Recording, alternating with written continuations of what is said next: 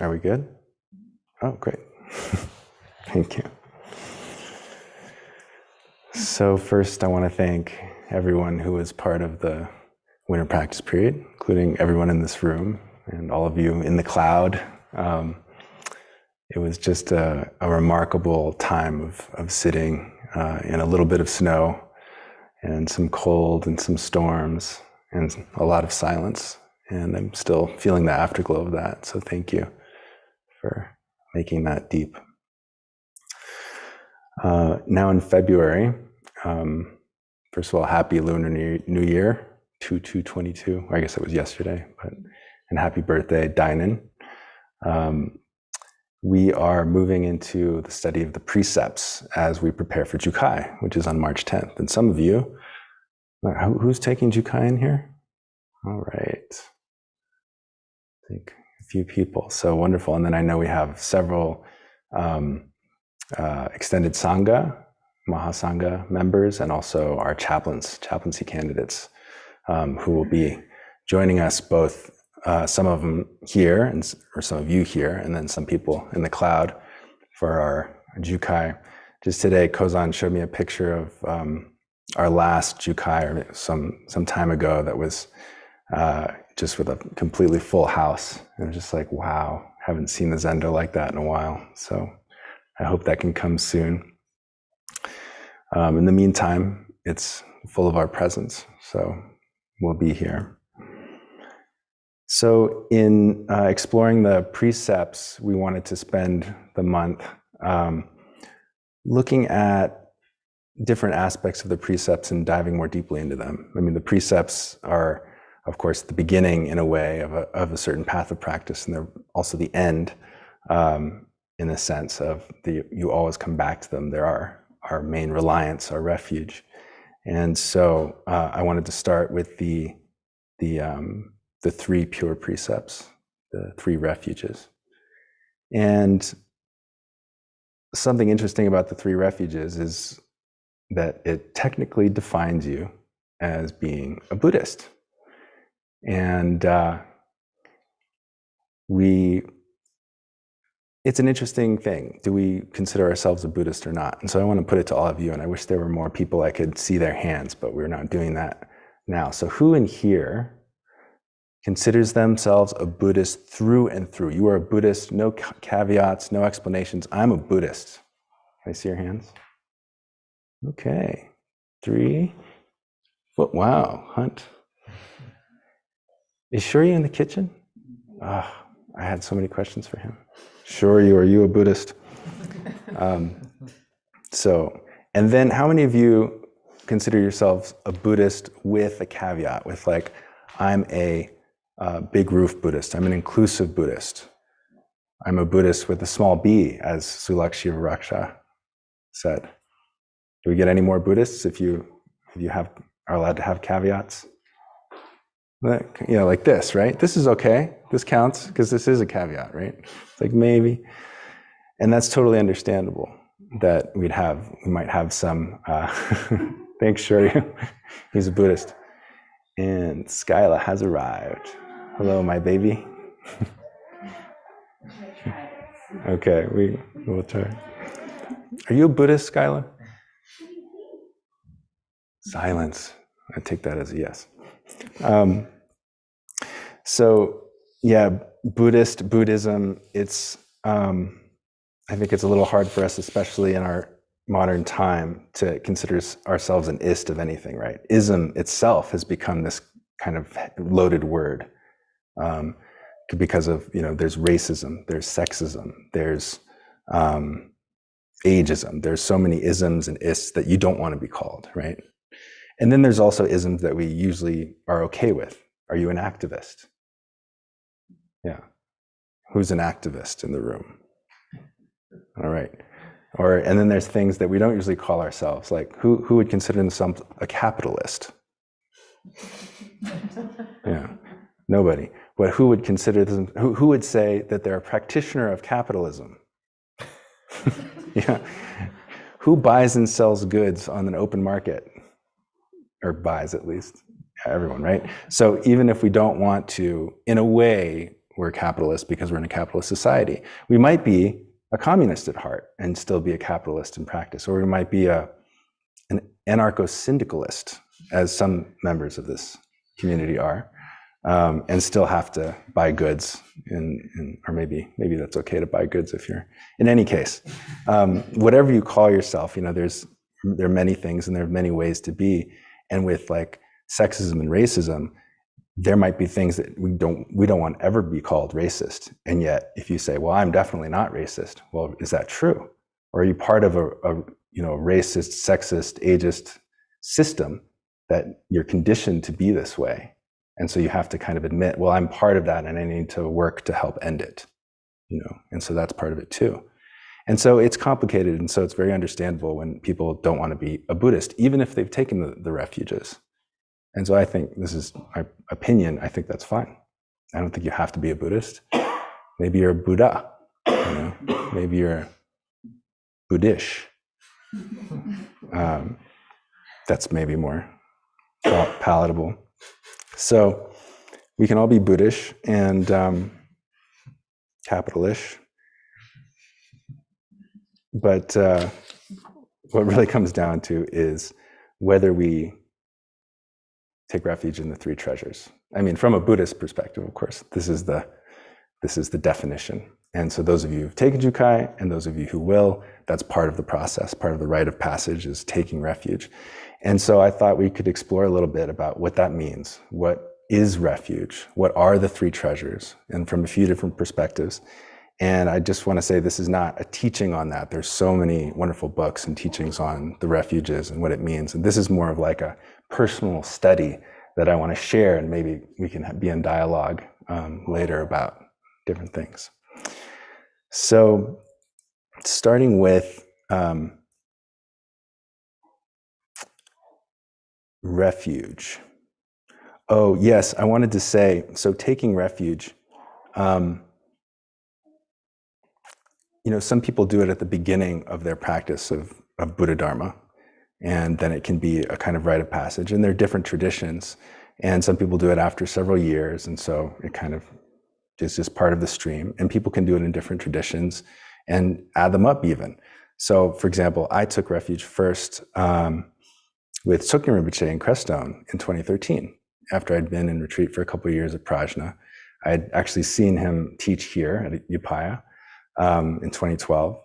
And I was practicing the Vajrayana tradition, so I felt like, oh, this makes sense. I'll go take teachings from him, as they say, in Colorado, and then they just happen to have a refuge ceremony, and you get a new name, and it's this rite of passage, and it's very in that tradition, and in many of the refuge ceremonies, the other precepts aren't so much involved. I mean, sometimes the 5 precepts are, but it's really just about taking refuge.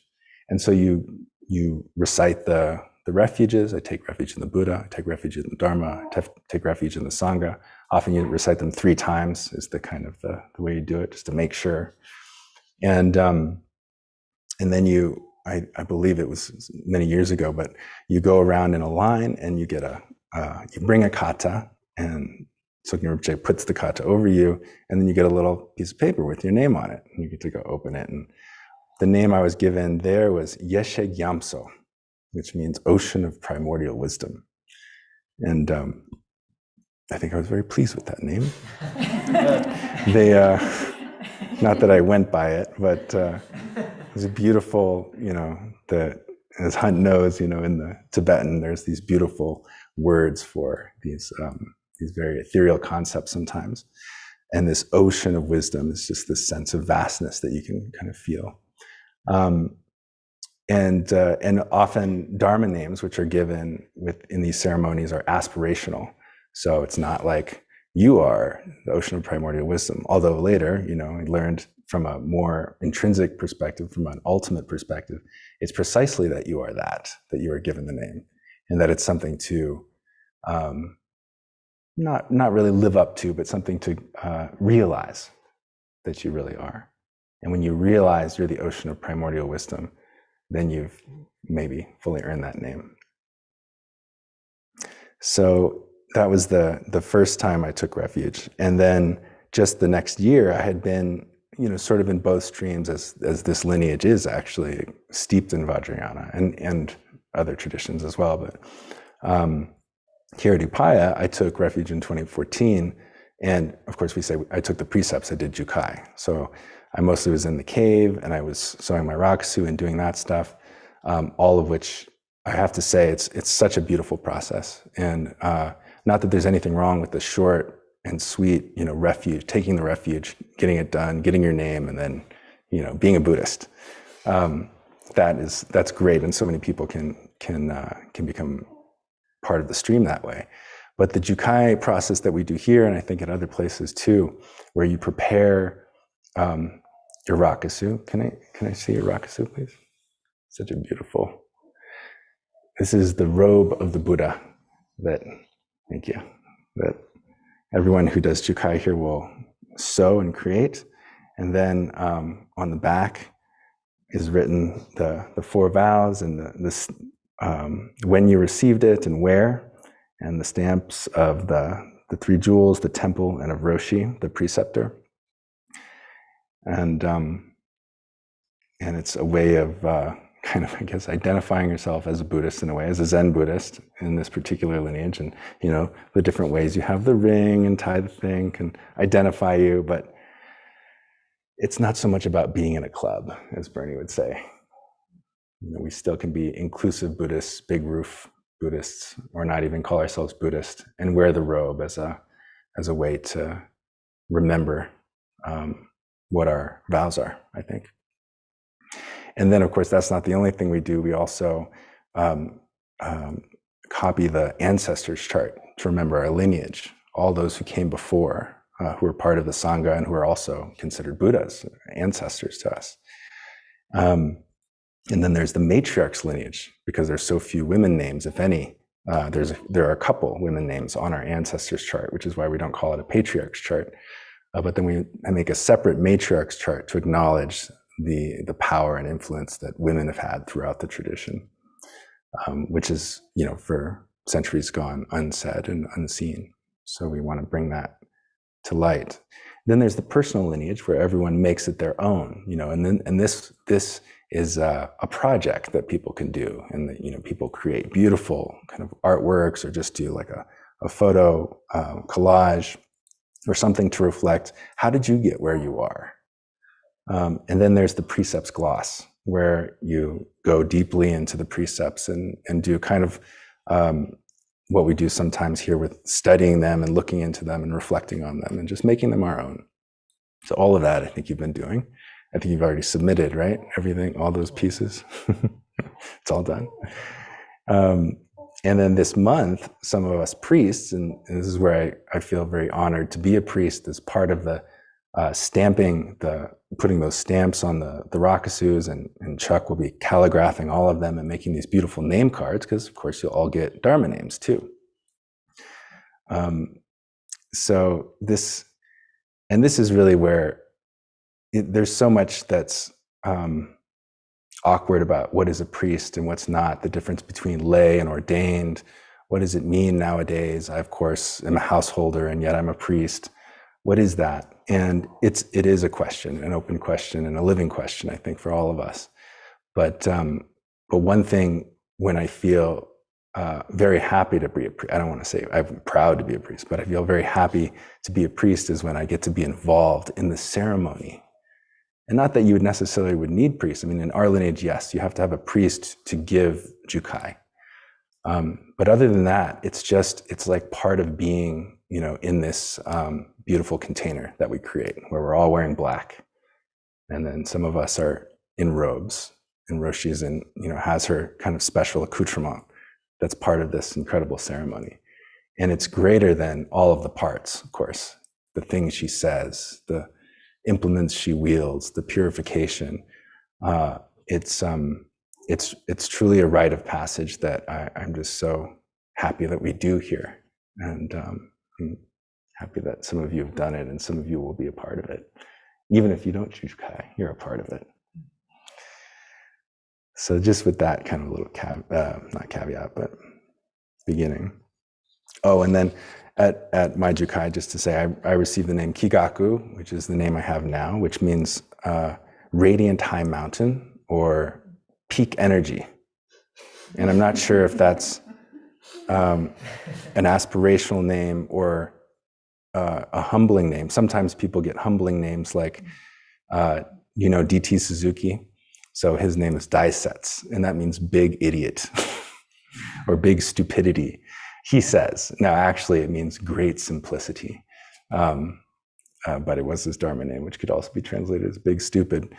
So, no judgment about which one mine is, but I love my name, Kigaku. So the refuges, this word refuge is interesting because we think of, at least in our kind of Judeo-Christian culture, we often hear the word faith. Like, what is your faith, right? Oh, my faith is a Buddhist. But we don't really say, well, my faith is in the Buddha, Dharma, and Sangha, because we have a little bit less of, belief. It's not about like, I believe in the Buddha, right? It's a little different, but it's in the sense of, it's what I rely upon, it's what I go to, it's what I come back to, then it is kind of like faith in that sense. But refuge has this sense of return. The re is to return, and the fuge from the Latin fugere, to flee or fly. So it's to fly back. And I always love to look at the Proto-Indo-European roots and see if there's any cognates in modern English that are related. And this one doesn't have one, as far as I know. The root is, I wish I could pronounce P-I-E. Can anybody pronounce P-I-E? B-H-E-U-G star. Bilg. So if anybody knows any bilg words that are related to fugere, I'd love to know. But that word is very similar or the same as the Sanskrit word sarana, which is what means refuge in Sanskrit and Pali. And so when we say in Gate of Sweet Nectar, Buddham saranam gacchami, and we go through the refuges 3 times, that saranam is I take refuge, or it's actually gacchami is I go for, and saranam is refuge, right, in the Buddha. And that word sarana is literally a haven or a sanctuary, and it's very similar to refuge in meaning. And then in Japanese and Chinese, it's a little bit different, but very similar sense. Kie is the word for refuge. And the ki is a homecoming, or arriving at, or returning to, or leading to. So it's kind of this end, or it's this, homecoming is really interesting because it's homecoming implies that you're returning home, right? Or maybe you're going to find your true home. But it's a homecoming, ki. And then the a is to rely or depend on. And so the 2 words go together in the sense of relying on, depending on your home, your place of refuge, your sanctuary. So we don't say it this way, but it's often said in Japanese, Namu kie butsu, I take refuge in the Buddha. Namu kie ho, I take refuge in the Dharma. Namu kie so, I take refuge in the Sangha. And so the bu po so that we chant, bu po so, and it's Buddha, Dharma, Sangha, the 3 jewels, and enmei. So in each of these languages, the sense of returning, coming back, which can have a sense of fleeing into stress, that there's fear. Well, what are you fleeing from? And there is that sense, certainly in the literal context of taking refuge, that we are fleeing the causes of suffering, right? We're fleeing our mental afflictions. So what do we usually use to take refuge, to flee? You'd say, well, I don't really want to take refuge in anything. I'm just do my thing. Well, is it true that you don't? Or do we actually all already take refuge in any number of things? They could be wholesome things or unwholesome things, but maybe it's, comfort food or doom scrolling on your phone when you just are feeling lousy and just like want some stimulation, or any number of substances that could get you out of your funk, right? So some of those we probably don't want to do, but we keep coming back to because they're a kind of refuge from whatever suffering we have. And then maybe we have wholesome refuges that we go back to, like running, exercise, any kind of, music, playing music, listening to music, community. I heard today the residents were getting seeds ready and chanting, and it was just like this beautiful expression of so many things: spirit, community, love, growth. It was fantastic. And so that is a kind of refuge, coming back to community. And so we already have these things, and you can look for yourself. What are the things I already take refuge in? Are they things that I actually want to take refuge in? Do I like it that I'm, going back to the TV every night when I feel a little down and had a hard day, or whatever it is? And, I certainly would rather read more Dharma books than, doom scroll or play a video game, but does it happen? No. And why is that? Like, it's not to judge as right or wrong or whatever, that you're like a bad person because you have vices. Like, everybody has something, but even if they it wouldn't matter. It's like to inquire, what's the underlying cause? What is the suffering? And that's, I think, why it's important to have this sense of the three refuges, to rely upon the Dharma, which teaches us what suffering is, to rely upon the Buddha, which is the possibility, the potential from a certain perspective of being liberated from suffering, and to take refuge in the Sangha, the community, which can support you to do that. So I was interested to find that in the Mahayana, the Mahi Parinirvana Sutra lists 50 different kleshas, and they can be interesting to read, like the standard ones that we all know: the attachment, aversion, stupidity, jealousy, pride. And then there's ones like attachment to sleep, to eating, attachment to yawning. And I hadn't heard that was one of the main kleshas, but sometimes I get a yawn attack and it doesn't feel like a klesha. It's just like I need to go to sleep, but maybe that's because I'm attached to sleeping. So, you take these as you will, but certainly I think we can agree that the greed, hatred, and delusion, envy and pride, envy and pride are a little harder to condemn wholesale, but greed, hatred, and delusion seem pretty clear that these are fundamental issues. I mean, they're called defilements, afflictions, klesha avarana, they're called bonno in Japanese, and the poisons, they're like these nasty things. And from, and in Zen, we kind of straddle the relative and the absolute. From the absolute perspective, nothing is defiled, right? Everything is pure. And so it kind of grates at that part of me to say something like, you need to rid yourself of the poisons, right? We even say we transform them, because we're not getting rid of them, we're not killing them, we're transforming the kleshas in our 4 vows, which we say every day. But from a literalist perspective, or the kind of the basic perspective, the conventional perspective, these are things that we want to deal with directly, and not just gloss them over with the absolute, like just paint the absolute and they'll go away. If they're still affecting you, they still need to be dealt with, and on every level, perhaps. So, if these kleshas are the source of our suffering, what can we do? So this quote from the Dhammapada kind of addresses it directly, and I love the Dhammapada because it's some of the earliest verses of the Buddhist teachings. Driven only by fear, people go for refuge to many places, to hills, woods, groves, trees, and shrines. Such indeed is no safe refuge. Such is not the supreme refuge. Not by resorting to such refuge is one released from all suffering. One who has gone to refuge in the Buddha, the Dharma, and the Sangha realizes the wisdom of the Four Noble Truths, of the suffering, the cause of suffering, the cessation of suffering, and the Noble Eightfold Path leading to the cessation of suffering. this indeed is the safe refuge, the supreme refuge. Having gone to such a refuge, one is released from all suffering. So here it kind of lays out from that literal perspective, conventional perspective.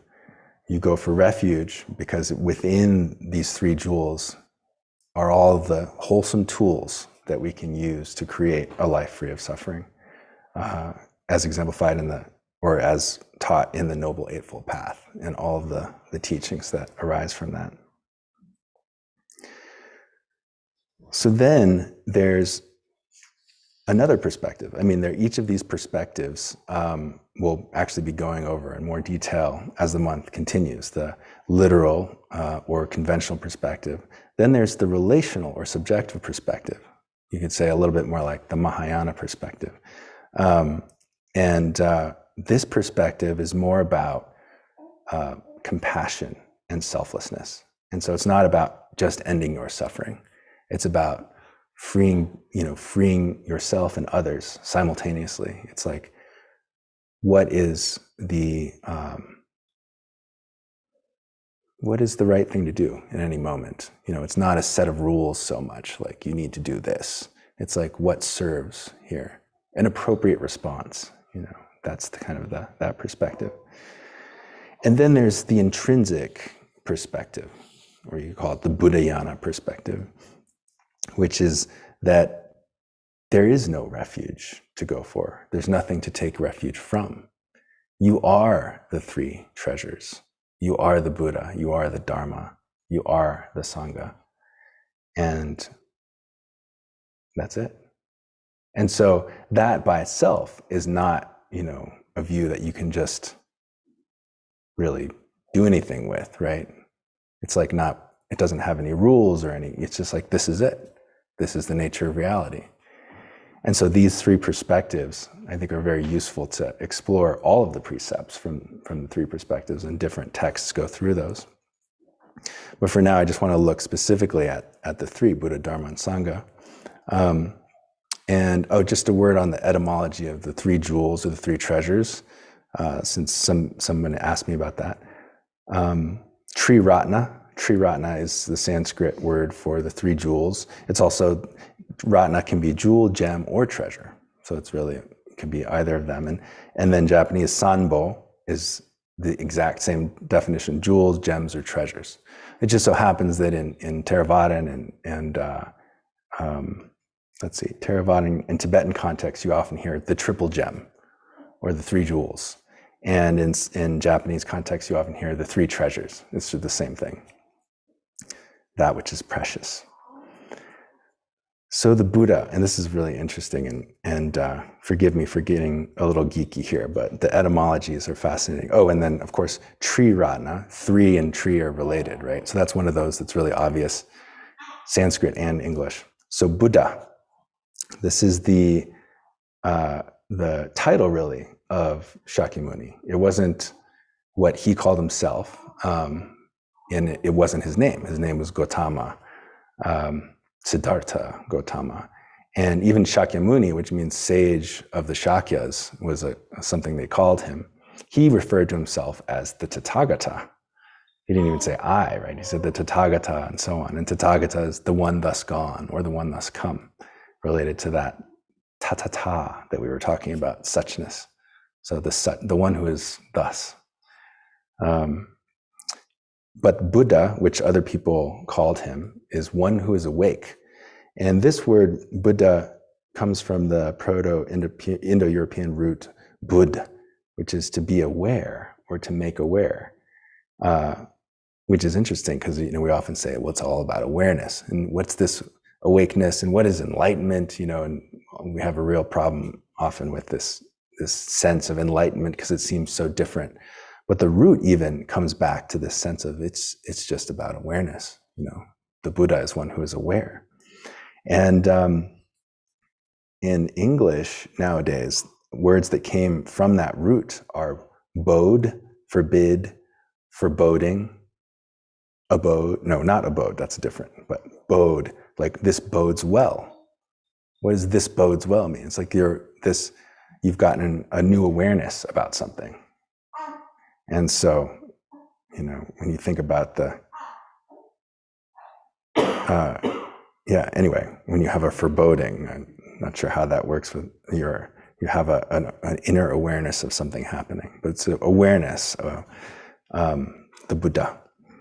Then we have the Dharma, which in Sanskrit means truth, law, teaching, and etymologically, as Roshi often says, that which is firmly established. And this root dur, to hold firmly, actually comes in that word firm. So firm and dharma are related, and as well as farm. And then firmament. And I love this because firmament, of course, is the night sky, the stars, but it has that same sense of something that it's like solid and forever in a way, right? Even though it's moving, it's like the firmament and the farm and the firm which runs the farm are all related to Buddha, and then, or Dharma, sorry. And Roshi often says that they're related to tree and truth. Then we have Sangha. This one's really interesting as well because Sangha, the sem is the root of that, and that means one, as one, together. And that comes in our word assembly, that same root, assembly or assemble or ensemble. And so when we say the assembly of monks and nuns, the Sangha, it's actually they're etymologically related. So that's just kind of a dive into what those words mean. And of course, when a monk asks a master, what is the Buddha? He might say 3 pounds of flax, as one koan says. Or he might say, a dried toilet stick. Or he might say, that's the Buddha, the guy on the altar. And they're all true and they're all serious, and it's from those different perspectives. And that question, what is the Buddha, is one we should keep asking ourselves forever, right? We shouldn't stop asking that and seeing what arises for us as the answer.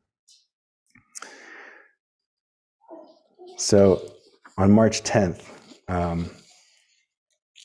we'll be taking Jukai, we'll do the Jukai ceremony. And there's this beautiful thing that Roshi says that the preceptor will say after we chant the verse of atonement, the Makahanya. The preceptor says, having made atonement, you have purified your body, speech, and mind. Now you will reveal yourself as the 3 treasures, which have the 3 virtues and merits of the one body 3 treasures, the realized 3 treasures, and the maintained 3 treasures. When once you reveal yourself as the 3 treasures, all virtues and merits will be in complete realization. So this phrase, this one body 3 treasures, realized 3 treasures, and abiding or maintained 3 treasures. What does that mean?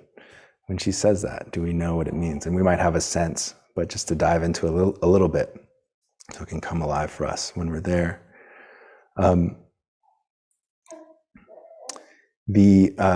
These words are actually coming from this beautiful text by Dogen called the Kyoju Kaimon, which is instructions on giving the precepts. And when I read this text, you'll see that it really, part of our ceremony comes straight from it, and then part of it are left out. So they're kind of like an explanation of what it is. So I'm just going to read this, and then we'll look at it a little bit, although time is flying by. The 3 treasures have 3 merits and virtues, called the one body 3 treasures, the realized 3 treasures, and the maintained 3 treasures. The Anuttara Samyak Sambodhi is called the Buddha treasure. Being pure and genuine, apart from dust, is the Dharma treasure. The virtues and merits of harmony are the Sangha treasure. These are the one body 3 treasures. So the one body 3 treasures, or the unified 3 treasures, are the 3 treasures not separated, right, as one body. And I was thinking of them as like, if we imagine a jewel that has 3 facets on it, perhaps, there are 3 ways of seeing the same fundamental thing. There are a number of books that kind of are commentaries on this text and on the precepts, which I think some of you have probably already read all of them or some of them. But Daido Lori's Heart of Being, Reb Anderson's Being Upright, Shohaku Okumura's Living by Vow, and then Bernie Glassman's Infinite Circle. I just wanted to look at a little bit of Okumura versus Glassman, because they're not the same. And it's interesting to see, like, oh, there's a little subtle difference here, a little subtle emphasis. And then, think, what do you mean by that? Or what do you think it means? So for Bernie, the one body, three treasures, the unified three treasures, the Buddha facet is emptiness, shunyata. The Dharma facet is plurality, manyness, diversity. So we say oneness and diversity. And the Sangha treasure is the harmony of these, right? And so you can think of this word sandokai, which is the identity or the harmony of relative and absolute. That's the one body, three treasures, the virtues and merits of the one body, three treasures. And anuttara samyak sambodhi, which means perfect, complete, total awakening or enlightenment, is that. They're not separate. Okumura-san, however, sees the one body, three treasures, which this is not different, it's just a different kind of take on it, as the way things are, or reality as such. So it's a little confusing, but he says that the Dharma body is the Buddha treasure. So, but this is with a small case d, a lowercase d. So it's like the Dharma, the everything. So the body that is everything. The everything is the Buddha treasure. And the way things are is the Dharma treasure. Does that make sense? The stuff, everything is the Buddha. The way that everything is the Dharma. And then for him, all beings are the Sangha. The beings are the Sangha. But in a way it's the same, and in a way it's a little different. And it's cool to explore that. All of this talking about this level, this kind of absolute level, is like, it's really funny to say the three of this, and there's this and this. It reminds me of that koan that Roshi mentioned the other day about Dongshan. The monk asked Dongshan, of the three bodies of the Buddha, which one does not fall into categories? It's like, oh, come on. But he said something beautiful. I am always intimate with it, right? And so he didn't say, that's a stupid question, monk, go away. He gave an appropriate response. And so it can feel sometimes like we're just trying to slice and dice the non-conceptual. And what's the point? Like we should just sit, right?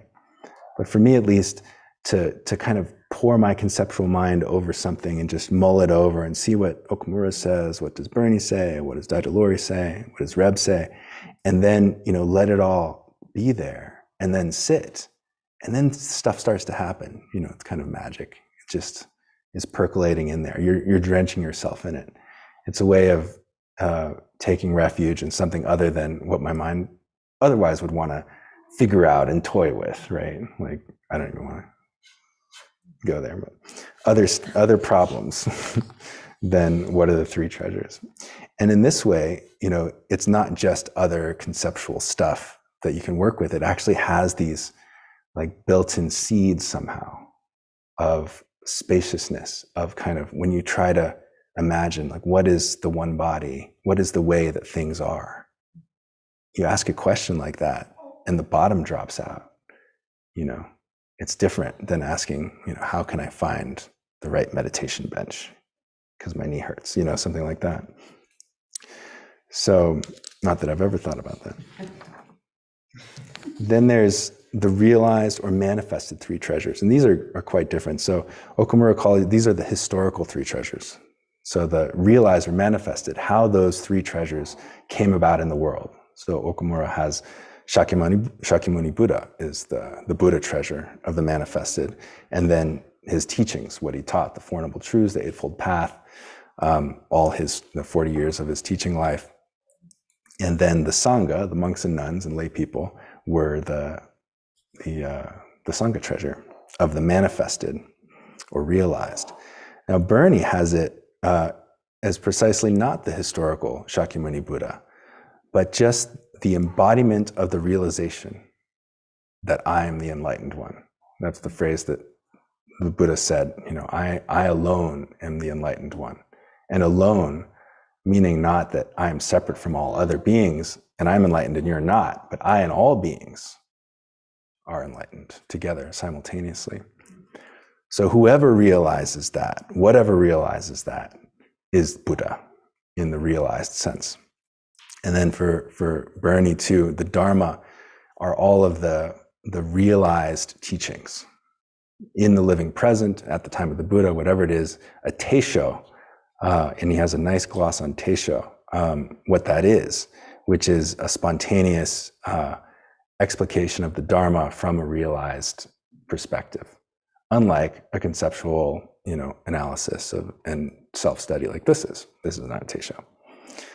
And then the Sangha of the realized manifest Sangha is those beings, those members of the community who have realized something.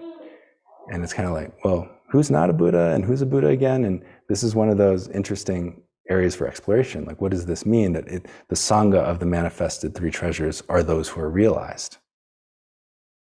Why not you? Then there's the maintained or abiding three treasures. So that was the manifest, the realized.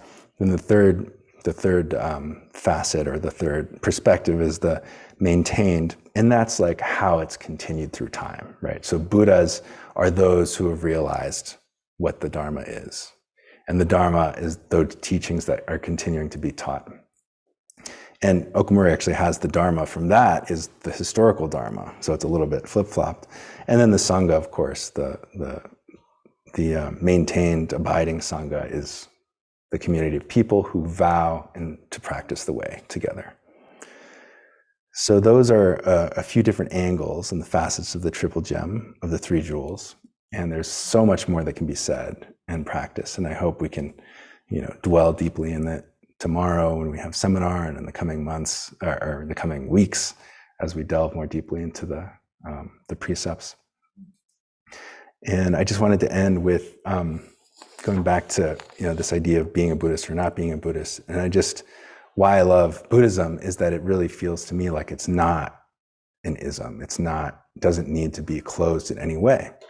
And so I have this little prayer that we can make these three treasures our own, however we call them.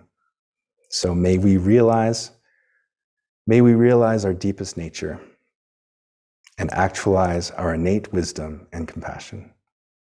May we learn from our lives and from the teachings we receive from everyone and all sources.